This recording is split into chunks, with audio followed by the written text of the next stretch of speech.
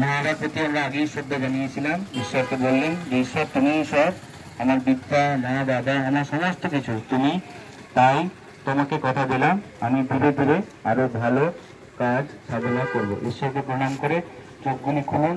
এই সময় বিশেষ কথা বা কাজ করবেন না, কথা বলবেন না, কাজ করবেন না।